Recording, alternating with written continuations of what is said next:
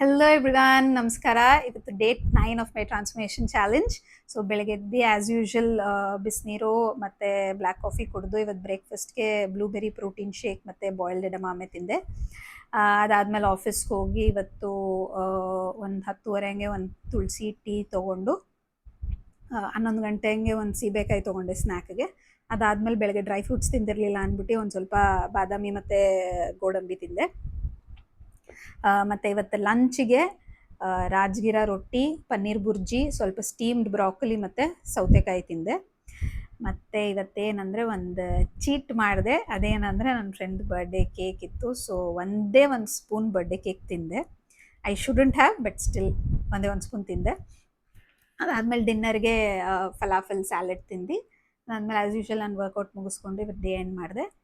ಇವತ್ತಿನ tip of the day ಏನಂದರೆ, ಎಕ್ಸಸೈಸ್ನ ನಿಮ್ಮ ಪಾರ್ಟ್ ಆಫ್ ದ ಲೈಫ್ ಮಾಡ್ಕೊಳ್ಳಿ. ನೀವು ಹೆಂಗೆ ಮಲಗ್ತೀರಾ, ಊಟ ಮಾಡ್ತೀರಾ, ಅದೇ ಥರ ಎಕ್ಸಸೈಸು ಒಂದು ಭಾಗ ಆಗಲಿ. That is the best insurance for your health ಅಂತ ಹೇಳ್ತೀನಿ. ಸೊ ಇವತ್ತಾಗಿತ್ತು ನನ್ನ ವಿಡಿಯೋ. ಇದು ಇಷ್ಟ ಇದ್ದಲ್ಲಿ like, comment, share and follow for more. Bye.